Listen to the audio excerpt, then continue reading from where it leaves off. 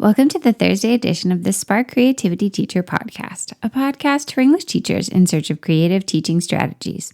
Whether you're new to the show or a longtime listener, I'm so glad you're here for today's edition of Highly Recommended. On this week's mini episode, I want to tell you about a one-week unit that has never failed to produce incredible results from my students. I've done it with 10th graders and 11th graders, honors students and their counterparts, American students, and Bulgarian students speaking English as their second language, and I've loved it every single time.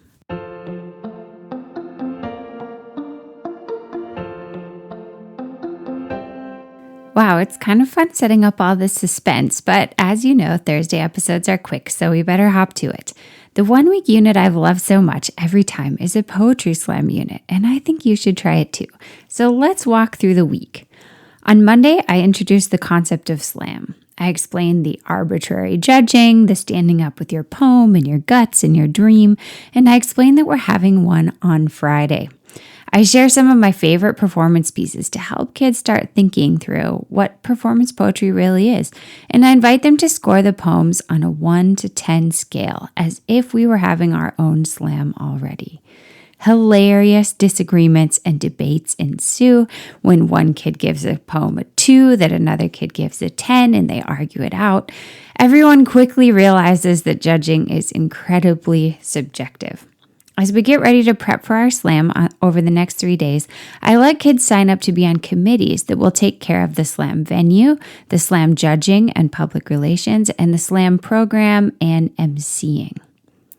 On Tuesday, we roll into poetic devices and performance techniques, looking at analyzing and scoring some more performance poetry and beginning to workshop ideas for students' poems. We write I am from poems. We meet in committees. Everything seems incredibly important and intense because everyone knows that they'll be performing a poem in just 3 days. On Wednesday, we watch more poems, write more poems, and meet in committees again. At this point, most kids are zeroing in on a poem to perform in the slam. I check in with the venue committee to make sure they're formally requesting use of whatever school space they want to use on Friday and that they get approval. I check in with the program committee to make sure they're getting everyone's titles, figuring out a fair order, and prepping an MC who will do the event justice. And I check in with the judging committee to make sure they've reached out respectfully to possible guest judges in the community and that they are getting some acceptances. On Thursday, everyone is writing madly and practicing seriously.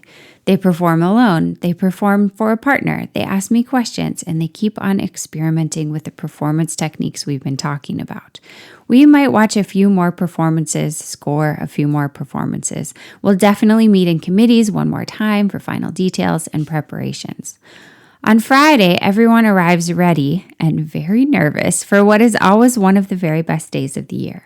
The venue committee has the ambiance dialed in, usually with refreshments, fun lighting, and some kind of surprising location.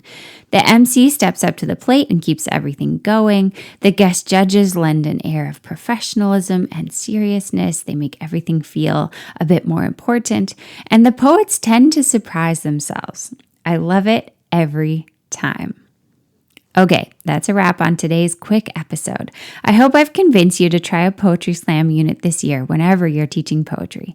For me, it's the mini unit that never fails to engage kids around poetry in a way that they didn't expect.